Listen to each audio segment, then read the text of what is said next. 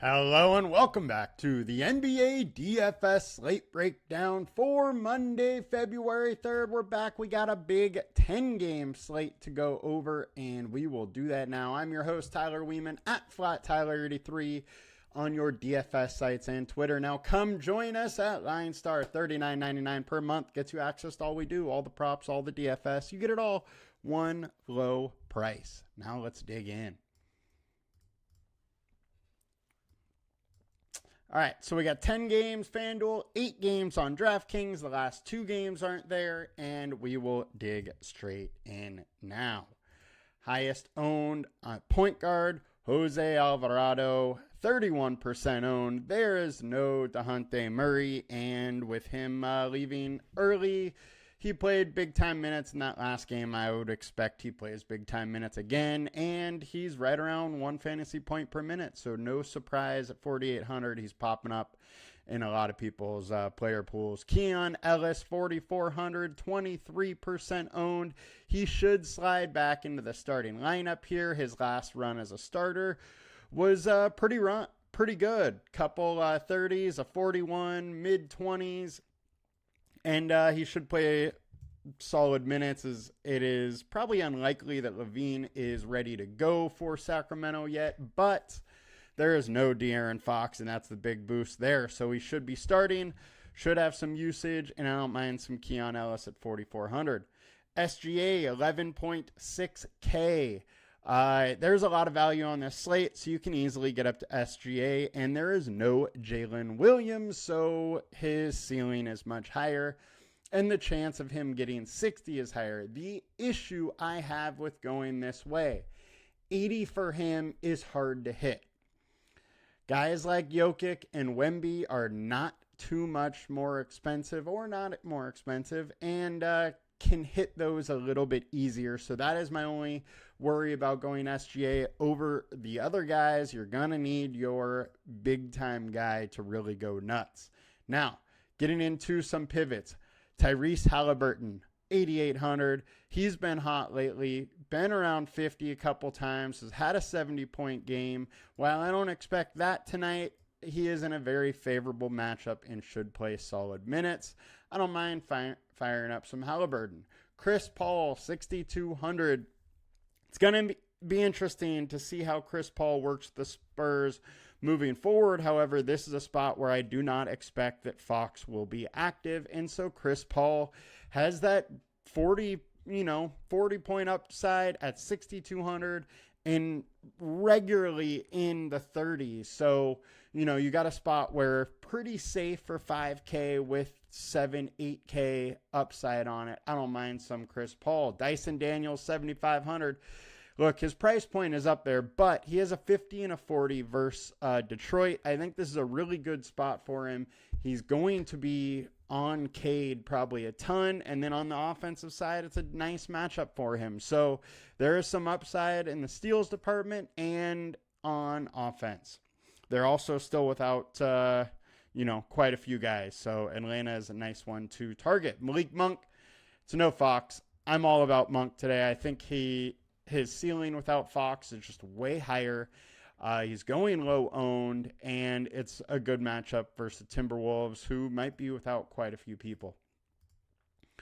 Point guard on DraftKings, we got Jamal Murray, we got Jose Alvarado, and AJ Green. Jamal Murray, 7,400, big time upside. Guy's been playing very well the last month or so, and with that, shows his upside. Now there's also no Westbrook, so I definitely like it. He's going to be the primary ball carrier. Doesn't have to split that duty with Westbrook, and if he's scoring, there's huge upside in a very good matchup where they are 30th versus point guard. So I don't mind some Jamal Murray there.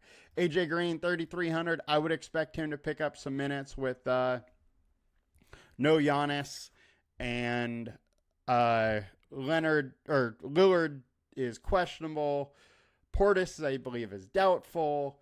Brook Lopez is questionable. There's a lot of stuff up in the air for Milwaukee, but there's a chance for him sliding into extra minutes. On to shooting guard on FanDuel. We got Isaiah Joe, 4K. There's some guys that are questionable here. He's expected to pick up some extra minutes. I always want to wait for the Oklahoma City starting lineup to really know. But with Case and Wallace out, Jalen Williams out, he likely does play some solid minutes. We have him at 30 right now. It's wait and see right now how many, what their starting lineup is, but he's all definitely in an interesting spot here. Keon Ellis, 4,400, don't mind there. Tyrese Halliburton, we talked about. Anthony Edwards, 9,500. Now he's questionable, so we got to wait to see if he is in, but apparently he did go through shoot around, so I would expect him to go. And the month of January, this dude has been on a mission. Apparently he talked to Michael Jordan, early January about what to do with the double teams, and since then, he has just been on absolute fire. So fire him up. There's no Julius Randle. He gets more work. It's a decent spot versus the Kings. I don't mind it. Dyson Daniels, we covered. Jalen Green, 7,300. We've been on him for a while now because there's no Jabari Smith. Now it's a spot where there's also no Fred VanVleet, and Alperen Sengun is questionable. He just gets a huge bump up in the fantasy points per minute without VanVleet and Jabari Smith. I'm all about some Jalen Green. Not the best matchup in the world, but I don't mind it whatsoever. Then Malik Monk we covered. So shooting guard on DK, Keon Ellis, Murray, Isaiah Joe. We covered all those. We'll just go on to small forward on FanDuel. Aaron Wiggins, 4,500. He went absolutely nuts last start. Going 40 minutes, putting up a 41 burger. I would expect him to start once again with no Jalen Williams and no Case and Wallace. 4,500 just too cheap if he's going to play this many minutes. Joe, we talked about. Porter, 6,300. No Westbrook, so it helps him a little bit, but not as much as you would think. I don't mind it. I don't love it. I think he's priced accordingly. DeMar DeRozan, 7K. There's no Fox, so more usage goes his way. He's 0.88 fantasy point per minute on the season, but without Fox, he's like 1.02. So it does give him a decent boost here, and he's been, in the 40s all season long, or low 40s. So I don't mind going DeRozan. Taurean Prince, with all the injuries to Milwaukee, you would expect him to pick up extra minutes. And when he has got extra minutes, he's been flirting with 30. So I don't mind going there at all. And Miles Bridges, 8,200. He's just been kind of a lock lately. And now he's in the best matchup, or the team you want to face in the Washington Wizards. Now, they've actually been okay versus power forward, but I don't care. I would be hammering anything versus the Wizards, especially when you have the usage of Bridges right now. And small forward on DraftKings, Joe, Andre Jackson. Wait and see approach for who gets the start, but Andre Jackson is one a little hard to get behind just because he hasn't got really big-time minutes at all this season. So I just worry about the ceiling there. I don't mind it. But, minutes are really hard to know what we're going to get here because most of the time he starts and plays 20 minutes. Porter, we covered. Don't really care about that one. Getting over to the power forward on FanDuel. We got Jaren Jackson Jr., 8,500.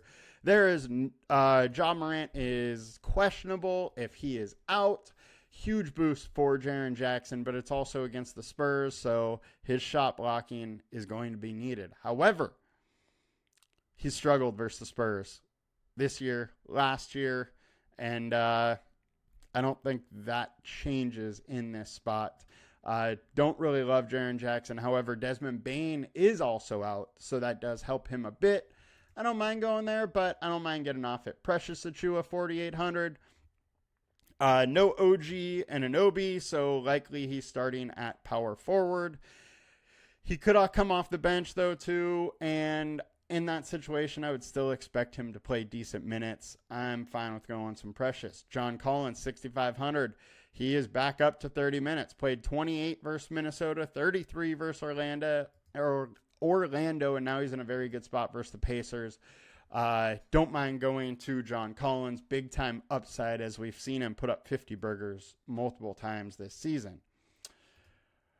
Gonna need some pay up options, and 11.8K for a guy that is, almost a guaranteed 60 burger with 80-point upside is somewhere I want to go, and he's lower owned than SGA, which I think is wild. I would rather Wemby in this situation, and Bridges we've covered, so we will move it on over to power forward on DK. And Aaron Gordon, 4,500. He is still too cheap. He's playing 30 minutes a game, and there's no Westbrook. I would assume he goes back to, being an integral part of this offense in this spot without Westbrook. So give me some Aaron Gordon here, and everybody else we've talked about. On to center. Jaren Jackson, we covered. Jokic, 12.9K. No Westbrook. More usage going his way. Just put up an 80 burger. There is nobody in the league that can hit 80 as easily as him. I think it is a Westbrook night. He's going to be high owned, but a Jokic night. Too easy to be able to get him with all of this value out there. Precious we covered. Wemby we covered. Jonas Valanciunas, 5,700. This is a very tough click because he has been so bad the last 3 nights. But he's in a good matchup. Expected to start. Played 30 minutes last game. And there's some solid upside in this matchup. And he has crushed the Charlotte Hornets the last couple seasons. I don't mind taking some Joe Val going a little under-owned. Mark Williams, 7,800. Dude has been on an absolute mission since Nick Richards left, and he gets big minutes. Not much of a better spot than versus the Wizards, so absolutely fine going there versus the Wizards and going Mark Williams. And on to the center spot on DraftKings. Jokic, Aaron Gordon, Jaren Jackson are the high-owned guys. We have covered them all. It is a beautiful Monday. I hope you guys have a great day. We will be back tomorrow. Hopefully tomorrow's slate isn't quite as crazy. We have so much injury news that we're still waiting for, and we've got so much already that this slate could get real, real wild. So pay attention to news. Don't be too chalky. Figure out how you want to attack it, what chalk you want to fade, and hammer it. You guys have a good one. Let's make some money. We'll be back tomorrow. Peace.